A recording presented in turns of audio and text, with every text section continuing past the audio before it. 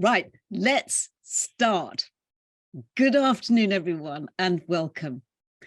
We have had an array of guests on this programme, explorers and adventurers of both frozen polar wastes and burnishing deserts, steaming jungles and raging, freezing cold polar wastes, raging rivers. We've had cyclists, ocean rows, even a flying car.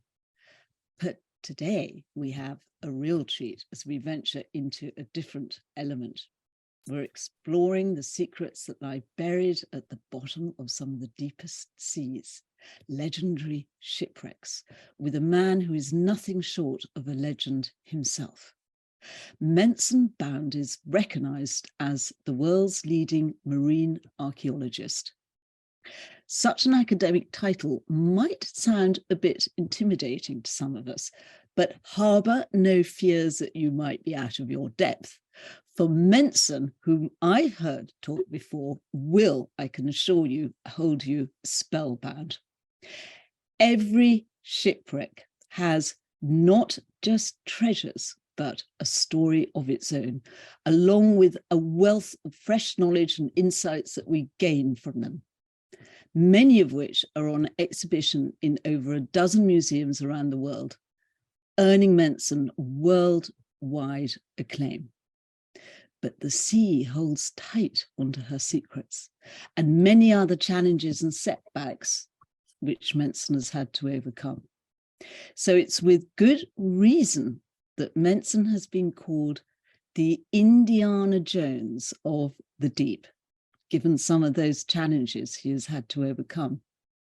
How to find the shipwrecks, how to reach them, along with the occupational hazards of brutal storms, sea snakes and pirates, and perhaps hardest of all, facing up to seemingly insurmountable setbacks. But Mensun, a man of hidden depths, has always kept going despite. Such valour and perseverance reflects Shackleton-esque values. And today, in one measly hour, whilst I can't resist cherry-picking some highlights of his excavations, even if we just skim through them, we will then dive as deep as time will afford us onto the jewel in his shining crown, last year's discovery of the ship forever associated with Sir Ernest Shackleton, the Endurance. Everyone, I'm thrilled to introduce you all to Mensun Bound. Wow, Rosie, that was really poetic. I mean, burnishing Copyright, deserts and of course, whole sea stamped on holding that. on to its secrets and things. Woo. Great one. Well, hi, Rosie, and hi, everybody out there in Goldster land. Thank you. Well, you're actually, we're speaking to you, Mensun, not on the Falklands, which is your home. And Mensun is actually a fifth generation Falkland Islander who, as you said, grew up bringing peat in for fires on a horse and a cart. Well, you've come a long way since then. And I imagine that your childhood and the equivalent of your playground on the Falklands had quite an influence on your future, did it not? Yeah, absolutely so, Rosie. I spent all my holidays when I was in the Falklands out on a little island called New Island, which is owned by my uncle. And because it was so distant and remote, we had to have schooners to get around. So, my early years were spent on ketches and working schooners. Nothing glamorous at all about them. In fact, it was brutal existence on those boats. But it did sort of imbue me with, lifelong love of the sea and ships. And then when I was in Port Stanley, my parents lived and where I went to school, Stanley Harbour was just crowded with these old 19th century hulks. These are the square riggers which had come to grief off Cape Horn. They used to have to battle from east to west to try to find that slant that would allow them to escape from the Atlantic up at the Pacific. Many of them didn't make it. They turned, and before the wind they ran for the Falklands, and there they were condemned as unseaworthy. So these boats used to the clutches of the Westerlies. Yeah. Yeah. In fact, we've got a picture, Ben, of one of the wrecks, which might stir some memories up. Really? I'll Because name it for you. it's your playground. Oh my gosh, Lady Elizabeth. Yeah, Yes. that's interesting. She's the only one left standing. She looks to be in good condition there, but she absolutely isn't. And what's holding up that yard? I don't know. Fresh air, not much else. It must weigh all about 4 tons. It's a tube, but I always wonder, when is it going to come crashing down? The bowsprit was whipped off in a storm about 8 or 9 years ago. But, look at the elegance of that ship and just imagine trying to propel your way around Cape Horn before the wind with just sails and nothing else. Fabulously beautiful, but, she's gone beyond the point of saving, unfortunately. She will eventually collapse. But all the others have gone. Apparently, in trying to battle around the Cape Horn, as you mentioned, sometimes that battle on such ships as the one we're looking at could last up to 3 months, apparently. Yeah, I mean, there are clear records of that. It didn't happen that often, I got to say. Usually a month it was considered extreme, but there was one or two ships that struggled for 3 months. And you see, It wasn't just the ship that was beaten down, it was also the crews. To operate a ship like that, you had to have a functioning crew of over 30 people, and they had to be at the top of their game, all the time out there, raising, lowering sails, trimming the yards, things like that. It was an absolutely brutal existence. I would have loved it, were I living back then, sort of 40 years younger, but it wasn't for everybody. And these ships would disappear for 3 years their time. They sort of went from one port to the next, hoping to pick up a cargo to carry on to them, and their wives and families and kids back in England never knew when they'd see them again. It was hell of a life. Yes, but a hell of a lot of stories there as well. And as you said in your own words, little wonder the sea became your life's fascination. That and an upbringing steeped in polar history, because there is a direct connection with you, your family, and obviously the Falklands with Shackleton. Oh, Shackleton. Yeah, indeed. I mean, the Falklands have always been the gate to Antarctica, at least this side of Antarctica. And Shackleton was in the Falklands 3 times, trying to get help to save his men on Elephant Island. And the first 2 times he stayed with the government house, but then he fell out with the governor big time, and he ended up staying with my family. We ran a kind of not very salubrious bar and bedding establishment on the waterfront. It was called the First and Last. And so Shackleton, Worsley, the skipper of the Endurance, and a man called Tom Crean, who was a second officer on the Endurance, they stayed there. And the guest book for the hotel, if I can call it that, still exists, and it's got their signatures in it.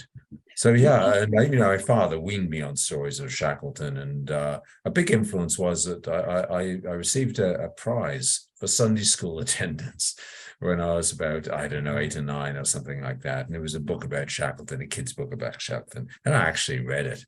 And that really got me deep into the whole Shackleton saga, if you like. But who could imagine, a whole lifetime on there I'd be, sort of director of exploration on the team that found the Endurance.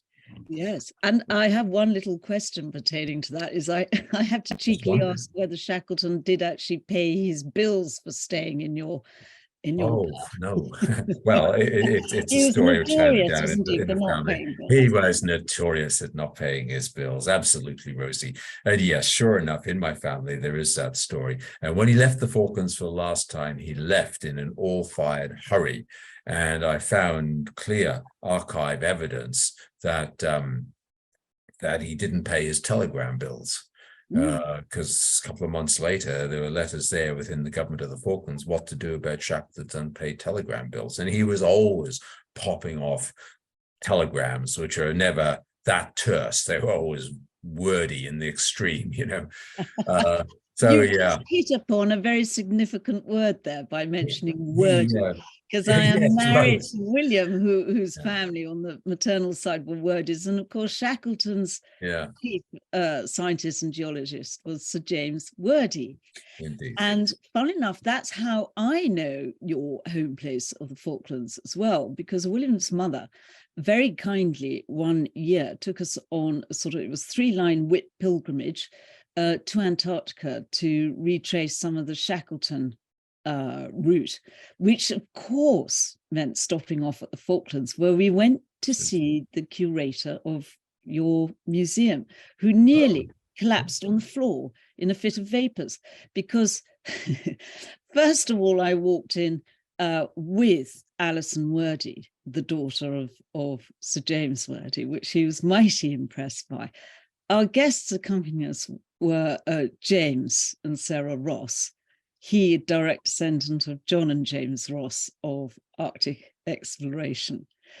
And then in a much more modest, small potatoes way, my own forefather was a Lieutenant Clayton with the British forces back in the 18th century. When we left, in fact, it was him who left the plaque on the Falklands asserting the British sovereignty over the Falkland Islands before the Spaniards moved in and slammed down their own plaque. The plaque is missing, unfortunately, but the words on it have survived. They were written down. But yes, he did a wonderful report on the Falklands. Yes. So he's quite a large figure in Falklands history. You know what's sad about that story? I was thinking as you were saying it, that you would have walked right past my house on the front road there beside the cathedral. And, had we known each other back then, you could have popped in for a cup of tea with my wife and I. Next time, Rosie, you've got to do it, okay? Well, our paths. I invite you back now. I extend an invitation. Thank you. But talking of paths crossing and destiny, I can't imagine that you met your lovely wife Joanna on the Falklands. How did it come about that you two met? Because there is no, we met when we were students at Oxford. Can I just pause to bring in my lovely wife Joanna? She is the love of my life and the pain in my neck, but she's the coffee bringer. And the coffee bringer. But she hasn't coffee. Yeah, right. Oh my God. No, Joe and I, we go back to when we were students at Oxford together, and she is utterly the most amazing, wonderful woman that I've ever met in my life. I'm off now. I'm leaving you to it. Well, she would have to be, because she's married to a sort of a maritime crusader who's away for long periods of time. But actually, you were together at the time on the Mary Rose. We were. Yes. You see, Joe's been with me since that pivotal moment when my life suddenly it was a moment of serendipity when my life changed. I didn't recognize at that moment, but she was with me. We're talking about would have been the very late 70s, very early 80s, I forget which. As you get older, all these years kind of blend together at the edges. Yeah.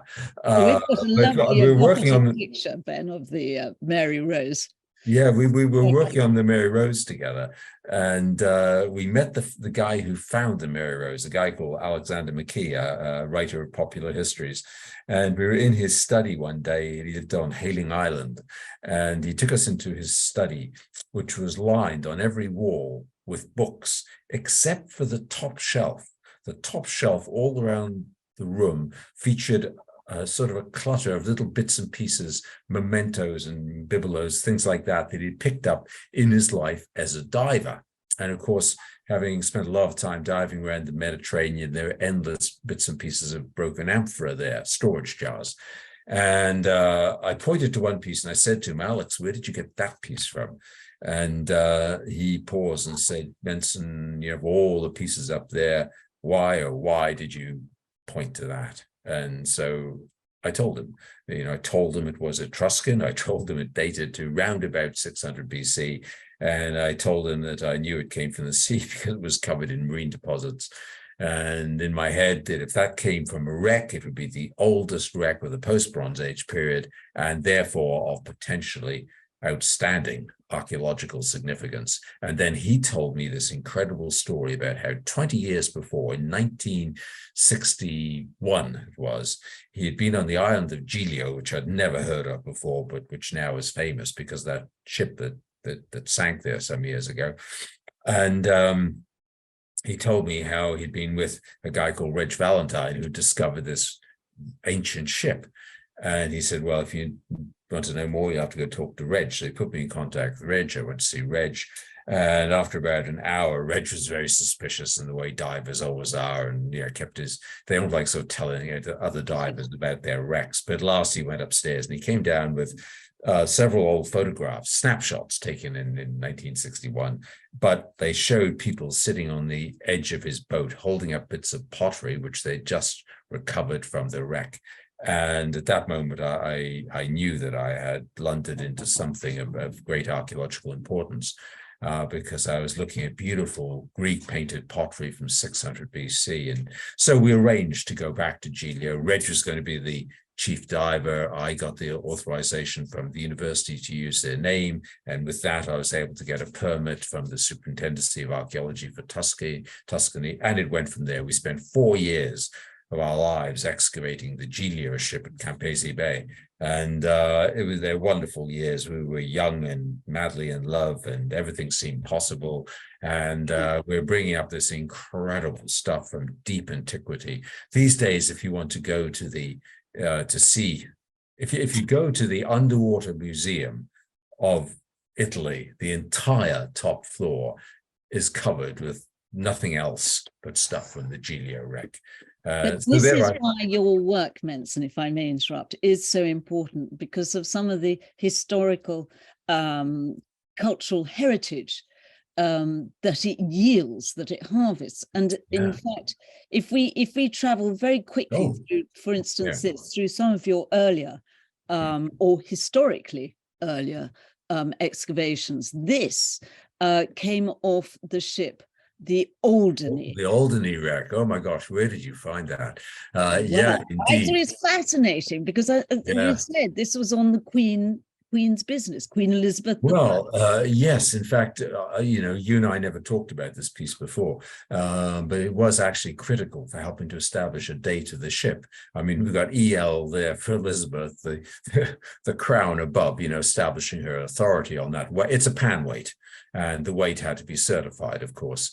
And there beside it is Mensun, what's a pan weight? Oh, well, it just means if you're weighing commodities, then you had to be, those weights had to be authorized. Otherwise, sort of the commodity trader might be trimming bits off the weights or adding bits to the weight, things like that. So there had to be one of the key things about this, Mensun, as far as I understand it, is that by the time that you were working on and discovered the Alderney, we had the Mary Rose, as we just touched upon, for Henry VIII's time. And we had the Victory for the Nelsonian era, but we didn't have anything really like this for the Elizabethan era. Actually, that's true, Rosie. She was the first Elizabethan wreck of this particular. We've had Spanish ships from the Armada period and things like this, but to have a routine trader like this from the Elizabethan period. And the Elizabethan period, of course, was, everything was just kind of exploding at that moment. These wonderful seafarers are heading right around the world, making big names. Raleigh, Hawkins, Drake, Cavendish, Davis, all those great, amazing seafarers. They were just plying the world, making great discoveries and bringing back treasures and things like that. And also bearing business for the Queen. I mean, weren't there some of, was it Cecil's, Burleigh's documents, business on board? So they had more functions than just being sort of men of war, as it were. And what I liked about this wreck was at last we were able to sort of pin a date to it of 1592, which was actually the year that the Falklands were discovered by Captain Davis. So there was that sort of little buzz that I got. Lovely little connection. But this piece was absolutely critical narrative. It told us it was Elizabethan. And you see the sword there to the right of that mark. That's the sword of St. Michael. That's the symbol of the city of London to this day. If you go around the city of London, you see that sword everywhere. And St. Michael, of course, was the one you see in all those Renaissance paintings where the angel is driving Adam and Eve out of the garden, kind of thing. And he's always wielding that sword above their head as he does it. And where is that pan weight now? Okay, that is on display in the museum on Alderney, along with everything else that we excavated over many years. No, what a And wonderful wreck that was. well, let's move briefly on to the next, well, the 18th century wreck Yeah. of the Agamemnon, which we have a picture of, Ben. I think Oh my that's gosh. the Agamemnon sketch, isn't it? Well, it's Tell off me it's period not. and off type. Well, she was a 64, and that is slightly bigger than the 64 gun. I think that's a St. George, but I could be wrong. But it's of the type and of the It's period, of the I'd say. type. So Maybe it's not the real thing, but one can Google it, everyone listening. well, actually, on it's a bit more than the real thing, because the Agamemnon sank in shallow water, and Yes. the mast would have been protruding just as you see there in that print. And we found she sank. Let's see now, about 18. She was in the Battle of Trafalgar. In fact, she was in Yes. Nelson's column. Well, she was Nelson's favorite ship, I gather. Yeah, she was indeed. He called her Perhaps that. because he met Lady Hamilton On her deck, indeed he did. Yes. And I mean, it was the first ship upon which he fought the French very successfully. So this to him, he was on her for, let's see, just over 3 years, and this was his absolutely favorite ship, and that's why he had this ship with him at the Battle of Trafalgar in his column. Right. And the amazing thing about this wreck is that we actually found one gun from her, because she didn't sink completely to start with. She went in a mud bank at the mouth Ben, we've got a picture of the River Plate, except for one. Have we? Yes, there it. Yes, is that it? Yes, indeed. Looking a bit like a stick that's of it. ginger. You covered in, all sorts of bits and pieces. She's covered in marine deposits and iron concretion. She was an iron gun. But the interesting thing is this: when we stripped off the iron concretion, there was the number of the gun, and we were able to trace that gun back to when it was issued, and that the date of issue was before the Battle of Trafalgar. Okay, so that gun was fired at Trafalgar, because we have accounts of the Agamemnon coming in with all her guns blasting, because one of the admirals was not happy with the Agamemnon because she was firing all her guns too soon. So we know that these guns were all fired, and there is no other gun which we can point to with absolutely categorical assurance was fired at the Battle of Trafalgar. And this is on display now in the Maritime Museum in Montevideo in Uruguay. And it's always been kind of my dream to bring it back to England and display it for a while on the pedestal in Trafalgar Square. Can you imagine? Oh, that would be Wouldn't that be great? Mensun, and what a key reminder of our naval history. I tell you one of the things we did find on that wreck, before we move on quickly, which really did sort of make the hairs in the back of my neck stand on end. I was working together with a diver called Hector Adol, who's a very dear, he's no longer with us, dear friend of mine. He was the one who had the license for the wreck from the Uruguayan government. But we were in the bilge of the wreck one day, working there, and Hector had incredible eyesight, and I saw him put his hand deep into the bilge, and he pulled out this little thing, which I couldn't make out what it was, but on closer examination, it was a seal, like a fob seal. And on even closer examination, you will never believe what was written on it, the word Nelson. In retrograde, of course, because it was a seal. But that moment, I mean, I've had some wonderful, wonderful moments underwater and some amazing discoveries. But finding that seal with Nelson's name on it, on his favorite ship, the Agamemnon, I mean, it doesn't get much better in life than that, Rosie. It doesn't. I mean, really, Mensun, how come you don't use up instantly all the air in your tanks? Because I'd be hyperventilating with excitement. And talking I've of, almost died because of that, Rosie. Yeah. Well, now we're going to briefly, because we must leave room for the endurance, which I'm so looking forward to, but let's swing even further back in time and listen to some of perhaps the more physically challenging aspects of your excavations, your discovery, which was back in I think was it the 16th, 15th century in the South China Sea, the Huan Horde. And Ben, if you bring up the next picture, This is deliberately murky picture because that's how it was. Tell us in brief a little bit about the Hoi An Horde and what yeah, okay. Ben, I hate to. This actually isn't the Hoi An ship. She was a big junk. That's my fault. Yeah, okay. But we can Not pretend. to worry, guys. Okay. You know, but yeah, the Hoi An wreck was actually very, very special. I'd been working on an East Indiaman ship in the Straits of Malacca, and I was called to Hanoi, myself and a close friend of mine called Ong, to meet with. We actually met with the president of Vietnam in his office. And the story that unfolded was really quite incredible. For several years, the world had known that there somewhere in Southeast Asia, an incredible wreck had been found full of Vietnamese porcelain from the mid 1400s. But nobody knew where it was. And it was appearing on the markets everywhere in Tokyo, in Jakarta, in KL, Singapore, London. Pieces were even turning up in Oxford. And the antiquarians were agog. Somebody knew of this incredible wreck.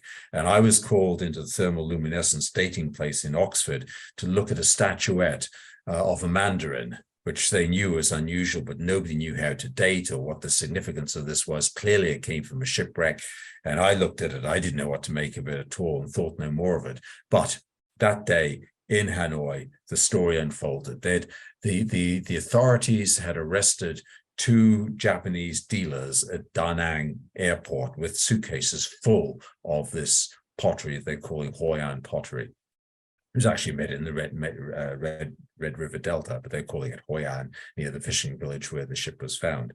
And they followed the taxi that these guys had taken back to the village of Hoi An, and then they found the fishermen.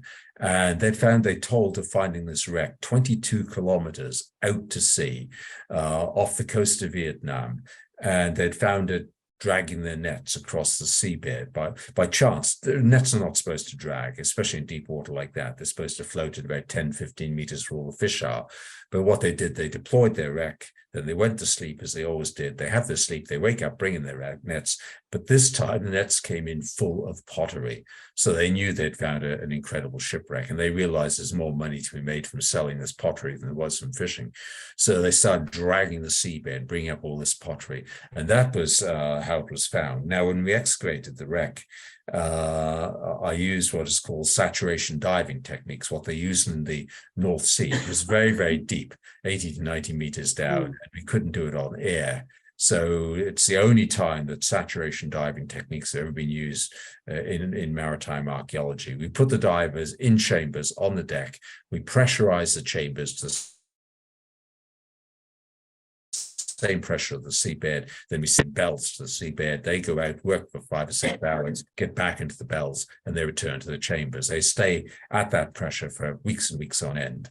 And that's how we did that wreck. It was an incredible wreck. We filled 2 whole rice warehouses full of material for that wreck. Quite incredible. And Ben, can you skip to the slide after next with a sample picture of some of the wonderful things that were found? I mean, extraordinarily well preserved. And you must have been extremely concerned that with, you mentioned about how they were dragging nets and raking the sea. Yeah. There was going to be the top layers are completely broken up. They devised these kind of rollers with grapnel irons dragging behind the rollers, and then behind the grapnel irons were the nets to pick up all the pieces. But I estimated that if every piece they raised intact, they probably broke about 10 pieces. And when we found the wreck, it was just a mound, a huge mound of broken pieces at the top. In fact, we lost the wreck for a while. And then we had to try and locate it. And I was actually the guy who found the wreck the second time round. And I was diving alone at great depth I was connected to the surface at that time by a tube. I was breathing mixed gas, and I was walking the seabed, but they'd lower me down in what we call a stage, kind of like an underwater elevator to the seabed. I got out with my umbilical circling around my shoulder. And as I walked, I would release coils of the umbilical. And I suddenly started to see round about my feet little bits of broken pottery. And I just carried on following the trail. And eventually, out of the gloom, there was this massive mound of broken pottery. And I climbed to the top. And you know that old scene, the old James Cagney movie? I was like yelling, you know, and shaking my hands and going, "Top of the world, Ma, top of the world," to the guys on deck. And at that moment, I was just jerked off my feet by my umbilical. And I knew I was in trouble. So I scuttled back to the stage, looping the umbilical as I went, got the stage and found the stage on its side in a complete mess of wires. And that was really serious stuff because I was deep, deep into decompression time. If they'd pulled me up on a rope, I would have died. Somehow or another, I had to try to untangle that. But I didn't actually have at that moment a hot water circulating suit on. And I was going hypothermic. And when you get into hypothermia, your fingers are not responding to instructions from your head, and I was trying to undo these knots and I couldn't do it. In the end, I just climbed side on into the stage and said, "Bring me up." And I wasn't sure what the hell was going to happen next. But one by one, the tram lines kind of snapped into vertical position and I was away. And they got me back on deck. They decompressed me on the way up for hours. They got me on deck, stripped me, threw a bucket of Dettol over me and tossed me into the chamber on the deck and slammed me back down to pressure. And I was in the chamber for about, Why did they douse you in Dettol? It's because you're going into a chamber and they want to make sure there's no nasty things lurking that you picked up on the seabed. Talking of nasty things, I mean, your life was in much danger, as much danger. I walked out of the chamber that day. It was absolutely perfect, though. Sorry, Rosie, say it again. Your life was in as much danger up above on deck as it was below, because I gather that, I mean, the fate of the Hwai An, which went down in a terrific typhoon, you almost met the same fate very briefly. Did you not get caught up in some frightful? That's true. We did. We terrible typhoon it was. I got up as usual at 5 o'clock in the morning, and the first thing you did was go in and check out what we used to call the weather fax in those days. We get the weather for the day on a fax machine. People remember what those things were. And I went into the fax office, and guess what? There was no fax there with the weather on it. And I thought, okay, well, you know, it doesn't matter too much. I could see it was a lovely day, and we just went about our business. And what I did not realize was the reason why we were not getting any weather by fax was because the fax station which issued the weather in the Philippines had just been whacked by this huge typhoon, and so it wasn't sending out any weather. And I guess it was about, I think it's towards the end of the morning, all of a sudden there was this deathly hush, you know, the proverbial calm before the storm kind of thing. And all of a sudden the two military gunboats, which are always circling us, suddenly took off for the mainland. And I was trying to raise them on the radio to find out why they were leaving us. So they were there to protect us from pirates, and suddenly they were just scuttling out of there. And then the storm hit us. Oh my God! It just absolutely just whacked us on our starboard side. And we had 4 anchors out. We were attached to the seabed. We were absolutely rigid in the sea on this huge pontoon, massive pontoon, and we were rigid, and the sea was building and building, and we were getting turned on our side.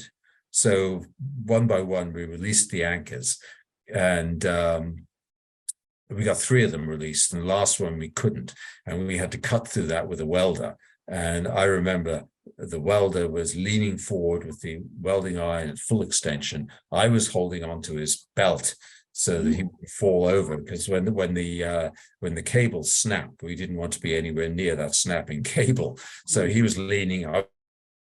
I was holding on the back of him, and the cable snapped, and the ship at that point was almost 45 degrees into the storm, and we didn't know when we released that cable if we'd flip over onto our side or whether we'd right ourselves. As it happened, we righted ourselves, and then a tugboat got into us, got a cable to us, and got us back to Da Nang. But that was one of a number of touch and go moments in my life. Yeah. And I remember your description of fully grown men going down on their knees and praying. Oh yeah, to yeah, survive. So yeah. it's, The but all Southeast Asian crew in particular were. well, all for a very worthwhile cause. And talking of which, you went through a lot in all sorts of different ways in the quest to rediscover the endurance. And we're Yeah. going to fast forward. Ben, we'll move on to slide number 13, if that's all right. Yeah.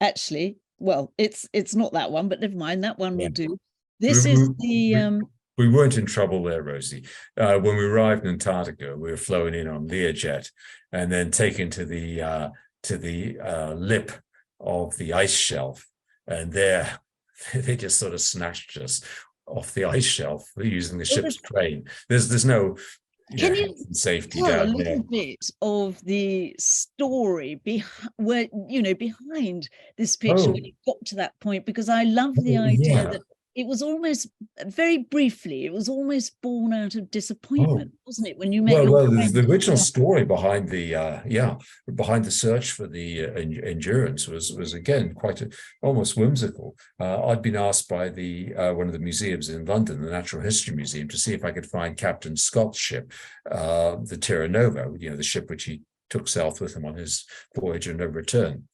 And I said, absolutely. I had very good coordinates for her. I said, give me the right kit, give me 6 days, I will find the Terra Nova. And I'm meeting with a very, very dear friend of mine in London who's absolutely passionate about ships and the sea. And we're meeting in a coffee house in South Ken to talk about wrecks.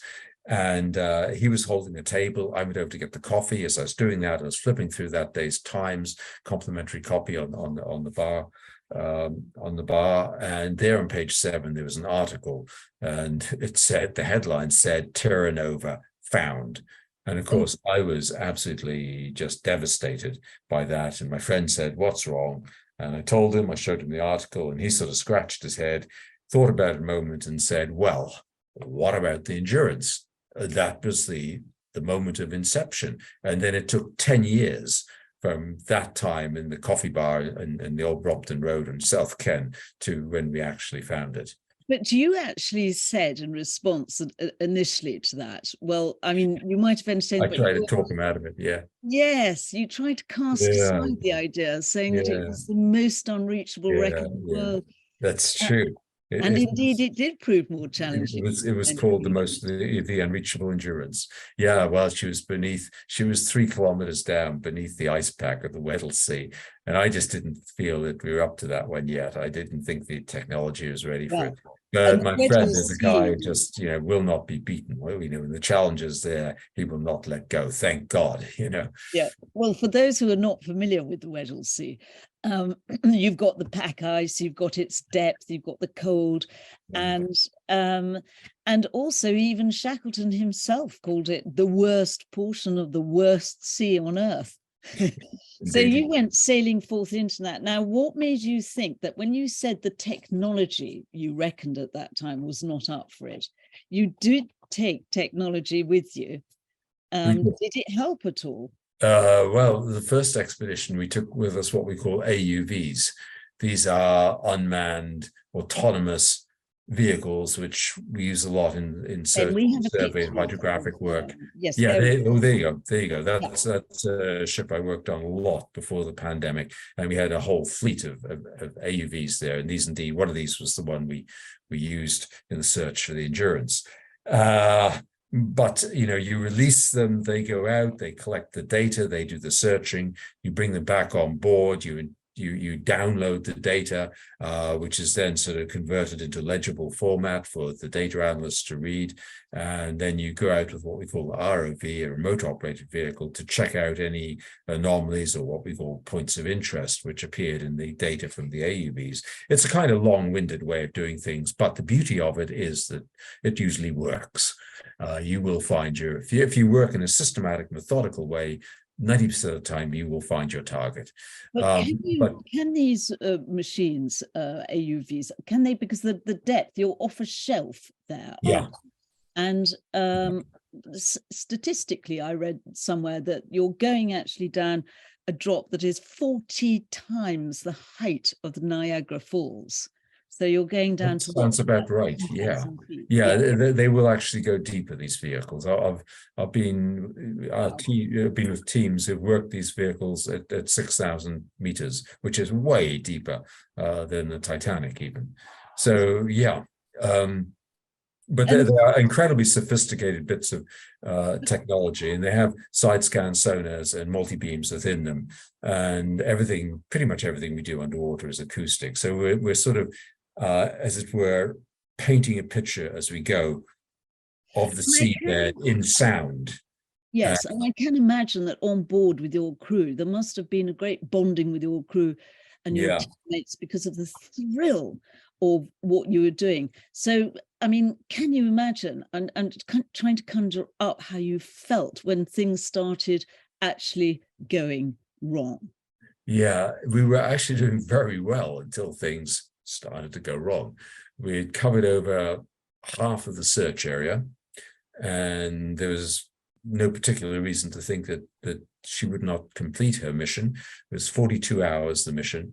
The search box was 107 square nautical miles, and we were traveling at a speed of 3.3 knots. We were at an altitude of 70 meters above the seabed, and we divided the search box up into 11 lines, and the AEV simply went along those notional lines. Yes, and we got through about half of them. So, I mean, very difficult, because Ben, if you can bring up the helicopter shot taken by your photographer, Yeah, Horace, that actually is not in the. When you say that, it's not so straightforward, is it? Because your grid system, you're contending with all the ice pack. With the ice, and in fact, the ice here is quite loose. This was taken last year, and we're not in the search area. In the search area, the ice in 2019 was almost completely solid. It was dense. It was thick. It was places 5 meters thick. Is what we call multi-year ice, and it was highly pressured. We got like the Endurance, we got stuck in the ice several times, and you could feel the ice, the pressure building about the ship. It was like the coils of a boa constrictor. It was dangerous. Lots of parallels to Shackleton's experience. Yeah, We have a picture. I don't know if it's the right one, Mensun, but Ben, if you can bring up the one of the vessel actually locked into the ice. Yes, there we go. Well, we can see how snug it is there. Snug, yeah. Okay, you're right. It is snug, but the pressure is there. The muscularity of the ice, which broke the Endurance, we could feel it. Of course, we're a much bigger, stronger ship, and we were quite safe. But there were concerns, because if we were at the end of the season, and at the end of the season, the ice just grows and grows until the entire continent of Antarctica is surrounded by ice. And what must not happen is for us to be in the ice at that point when the big freeze begins. And we were right up against it, and we were really scared, and the captain was nervous, and we knew we were. And then of course we lost the AUV. It just disappeared. We had rendezvous with the AUV every 6 to 8 hours, in which the AUV goes into like a holding pattern, like airplanes over airports.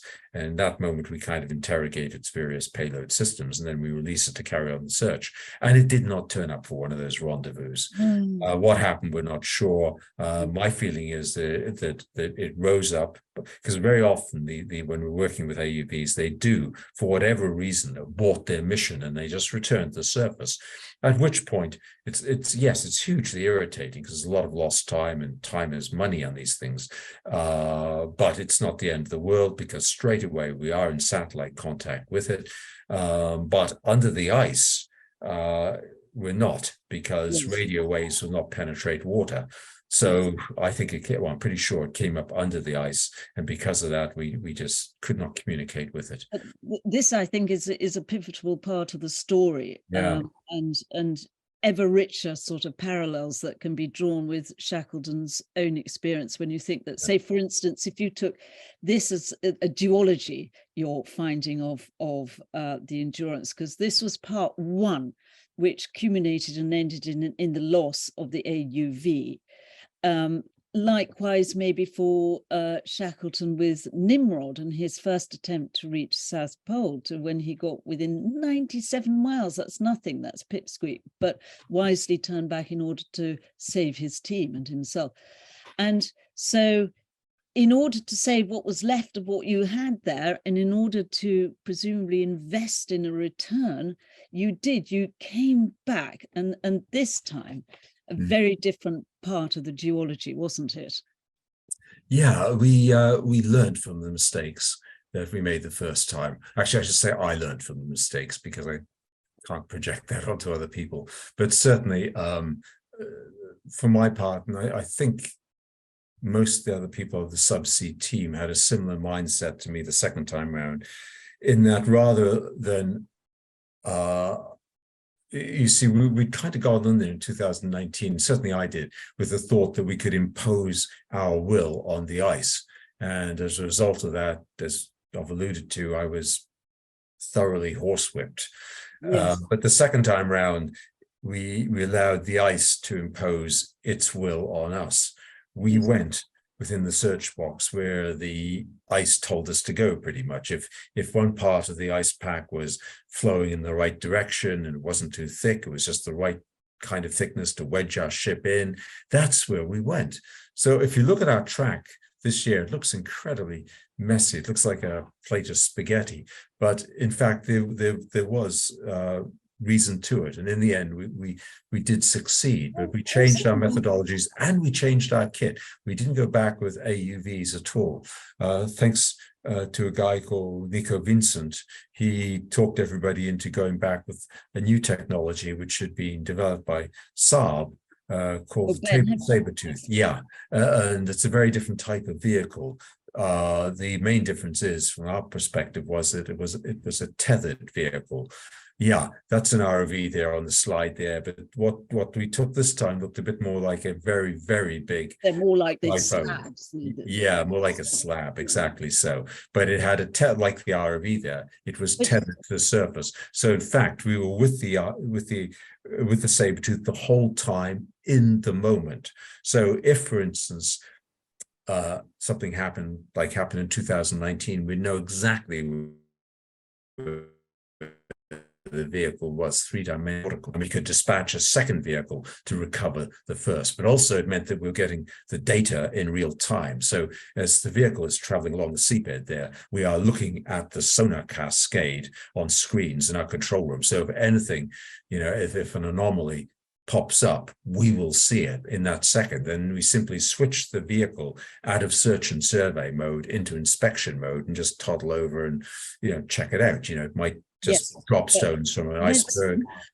Mensun, here's the thing which fascinates me as well, is that, and if we can skip back to the image that you so admired of the original picture of the Endurance, probably by Hurley on its side, it's in black and white. There we go. Yeah. But actually, for all this sophisticated technology that you mentioned were being employed to great success ultimately, but also you were using some of the material that they used, that Shackleton's men used, because Worsley's navigational coordinates were so accurate, because I think you used those combination of your own use of a sextant and your equipment.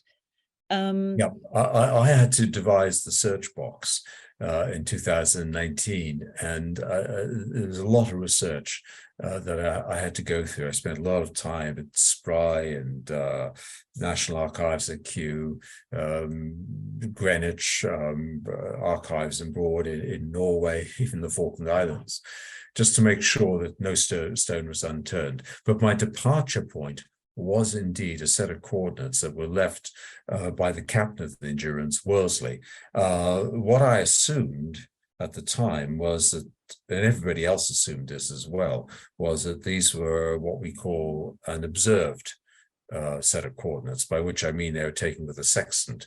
But as I got into the research, I realized that they were nothing of the kind. These were the coordinates he'd left us with, the sinking of the Endurance, was actually an educated guess because the weather was such he couldn't use the sextant on the day the ship sank, or indeed on the 3 days before. It wasn't for a day after that he was able to get a fix on the sun. Oh, Then he applied. this is incredible, isn't it? Yeah. Because if we can move to, as rather like Shackleton, we're up against the time. So I want to can imagine. savor your moment of triumph, except the moment of triumph when the Endurance was found. You were actually taking a little stroll on the ice. Yeah, myself and John rode on the ice. We were walking to an iceberg which just locked into the flow with us. I don't know, a couple of kilometers away, something like that. And we'd been talking for a couple of days about stretching our legs on the ice. So it was a beautiful day. We come through a period of really, really bad weather, down to minus, 40 degrees and below. And it was really dangerous stuff. We had guys on the back deck whose eyelids were frozen closed. I popped some fillings in my mouth. It was the guys on the back deck were really struggling. And then we had 2 gorgeous days, and there was this iceberg. So he and I decided to walk for it, and we lay it up and did that. And about half an hour after we left the ship, hey presto, guess what? This massive anomaly appeared on the sonar cascade, and it was clearly man-made, and it was very clear, very well defined. And the only man-made thing in the Weddell Sea, of course, is the Endurance. So and you found it in remarkably, as you predicted, actually, you found it in remarkably good condition. But can you explain, and this illustrates why, can you explain why this all remains so perfectly intact? Yeah, I made 4 predictions when we launched this project at the RGS. One was the ship would be on its keel, be upright. Second, that it would be proud of the seabed. Third, that it would be in an excellent state of preservation. And the fourth one I was going out a little bit on a limb for reasons there isn't time to explain. I said she'd be 3-dimensionally intact, most likely. The preservation thing was simply because of the cold and because of the complete absence of wood-consuming marine parasites on the seabed. There are no teredo worms or gribble worms within the Weddell Sea whatsoever. Teredo worms how should I put that? They are to or moths to cardigans, that kind of thing. They get into the wood and they just eat until there's nothing left. And so I knew that there was, the likelihood was that she'd be there in the state of preservation that we see before us here. I mean, this is absolutely incredible. The last shot was my first view of the wreck, and there was the rudder laying there, the source of all their problems. Lift up, and there was the ship's name arced over the 5-pointed star, the Polaris star, after which her Norwegian makers had originally named her. And then we go a bit higher, and there was the taffrail that you see in the photographs on your screens now. And behind the taffrail, there was the ship's wheel, absolutely intact. I mean, it was just, I'd never seen anything like this before in my long, long career in underwater archaeology. And I'll never see a site like this again. I just know it. And if you look before the wheel, you got the companionway, which takes us down to the accommodation deck. Those little pigeonholes there where they had the signal flags for running up the gaff. And the bit that really got to me was that you could actually, I was looking at the portholes of Shackleton's cabin. That moment, oh my God, I was just completely buzzing. And I knew that between those 2 portholes on the interior side of the wall, Shackleton had affixed a picture frame, and within that picture frame was Rudyard Kipling's poem, If. And I knew that it was still there.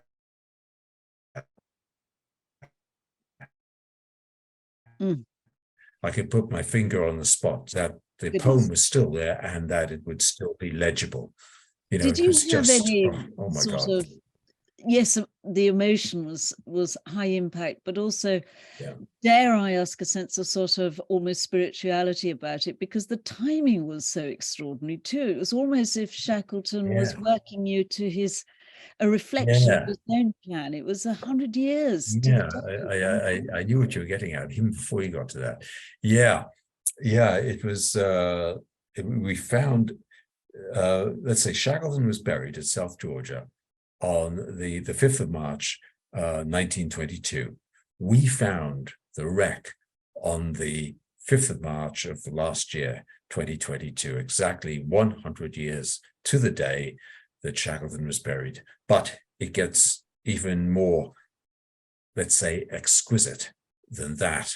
It was, I think, the second day after we found it, a very dear friend of mine called Fred Bassimayus, a French underwater engineer, diver, who's also a bit of a mystic. He came to my cabin one day and asked me if I knew what time Shackleton was buried, and I didn't.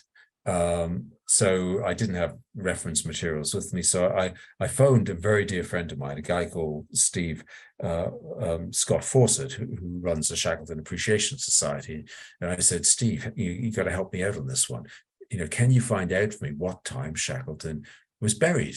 And within an hour, he was back on the phone to me, and he read to me a little extract that had been written by one of the Shetland Islanders who'd been pallbearers at Shackleton's funeral on South Georgia. And in it, it was clearly stated that the funeral was at 3 o'clock in the afternoon. And Steve rationalized it so. He said, funerals never start on time, then as now. It always started at 5 past, 10 past the hour. And then he said, well, funerals are never as long as they are today. And that's true too. He said it would take about 35 minutes. And then he said that they'd have had to process from the church, the Whalers Church at Great Vicken in South Georgia. They'd have taken the narrow gauge railway along to the front of the warehouses. At that point, they'd have taken the cask off the railway truck and then processed up the grassy knoll to the Whalers Cemetery. He said there would have been a prayer or two at graveside, and then they would have interred him. And the time, he said, would have been, he didn't know what time we found the wreck, I got to say. He said they would have buried him at about 5 minutes past 4, 10 minutes past 4 at latest in the afternoon. And we found the wreck at 5 minutes past 4 in the afternoon. I mean, whoa. I mean, at this point in lectures, I always say to people, make of that one what you will. I mean, I'm a professional archaeologist. I'm supposed to exercise a certain amount of, let's say, professional detachment between myself and the subject of my study. But at moments like that, archaeology just goes out the window. I think that is the perfect note to sort of close on and give people a chance to ask questions in the zero time we have left. And Ben, if you can actually on that note bring up the picture of the graveyard, that would be marvelous, because I think that it's that's the captain, Captain Knowledge Bengo on the nearest to camera there. And shall I tell you what happened here? Oh, yes, do. Very quick. Okay. I officiated over ceremony, and the first person I called on to speak was Captain Knowledge, the guy in the foreground, and I had no idea what he's going to say. And he addressed Shackleton as one ship's captain to another, and he began by saying, "Boss, we've come to tell you that we've found your baby," and he extemporized the most beautiful eulogy, if you like, that I'd ever heard. And I looked up and there was a girl standing in the crowd in front of us there from the ship, and she was just absolutely in tears. And by the end of the captain's talk, everybody was in tears. It was an incredible moment. Okay, questions? I feel very emotional myself, Mensun. I think that... well, you've been there, Anne, haven't you? You've actually stood at Shackleton's grave. Anne, sorry. Rosie, forgive me. You've actually stood at Shackleton's graveside. No, I haven't actually stood by his graveside, and I would dearly love to. And I wasn't going to say this, but I have to say that both Ben and I felt that there was a sort of presence about the preparation of this interview. We kept getting very odd little signs, and things were inexplicably happening. And one of those things was yesterday. I was just typing up the captions for beneath this slide, and my computer crashed and closed. That was it. Oh.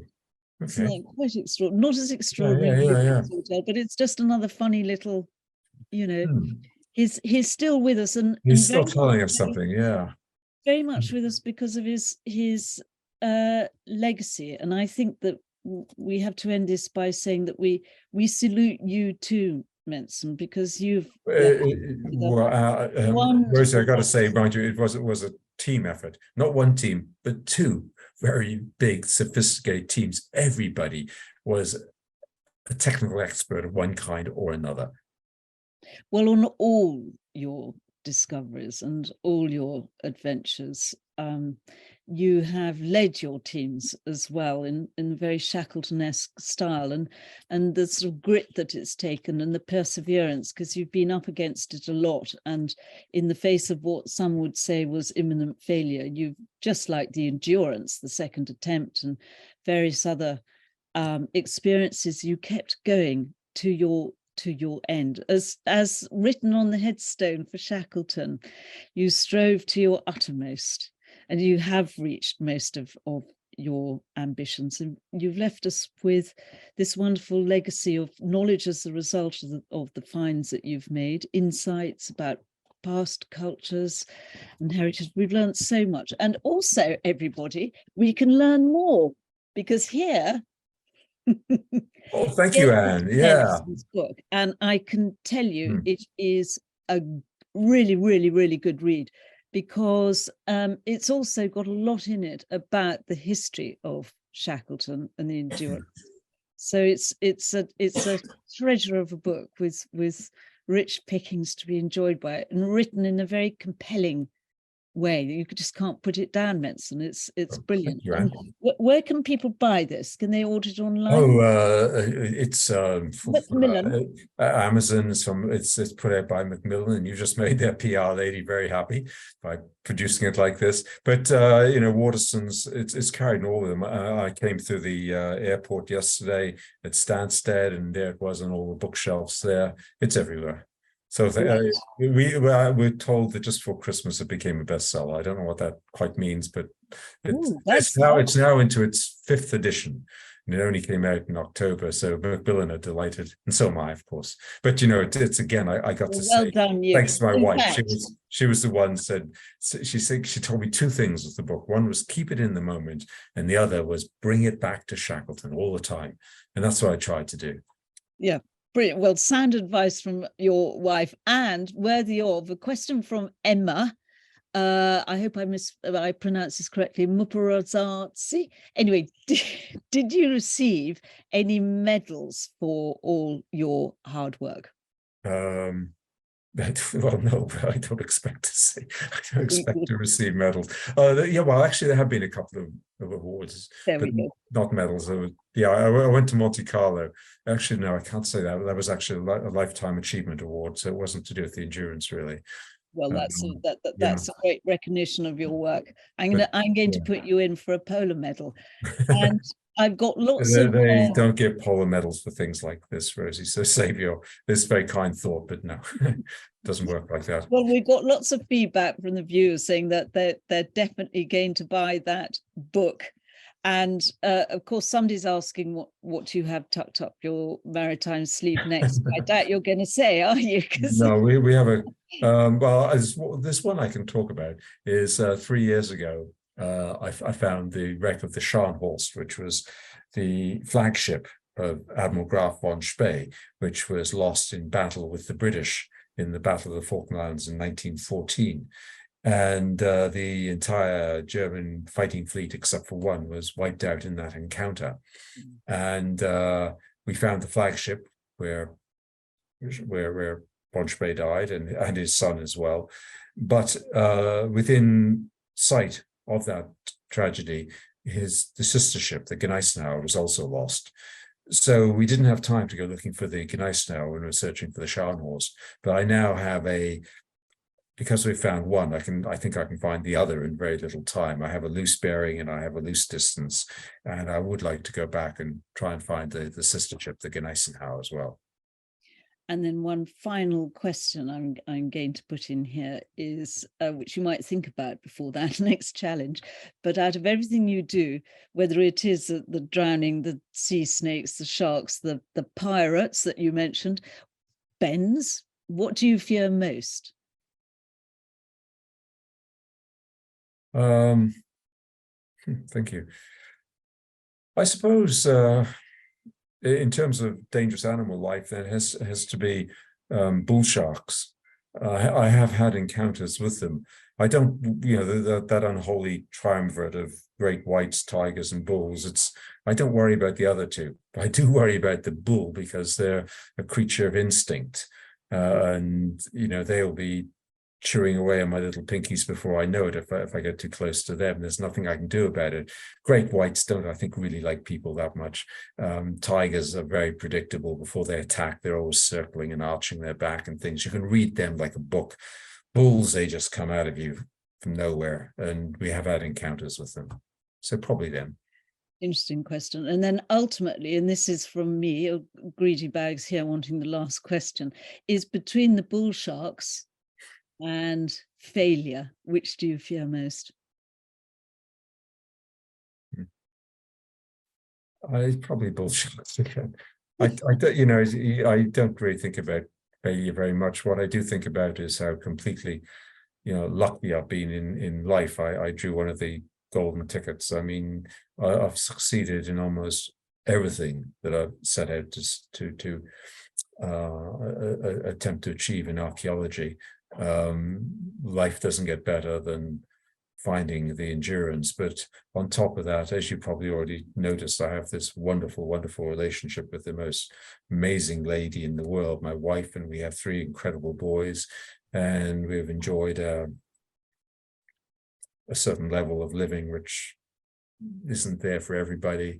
We travel a lot, we live in the Falklands, we have a business which is based in the Alps, and I work with some of the most incredible people on earth, and I'm one of 4 of the Falkland Islands Maritime Heritage Trust, and I've got to mention their names because they're just wonderful, wonderful people. Donald Lamont, a former governor of the Falkland Islands, I esteem him so highly, as I do my other co-trustees, Saul Peter Lugo, businessman from the Falklands, and Bill Featherstone, the Falkland Islands historian. I'm just so privileged to 70 years old to be working on projects still with people like that and have challenges like the Gneisenau hour ahead of me. It's just, well, I think that the boss himself would salute not just your determination and your courage and those words in sharing it all with the team as well.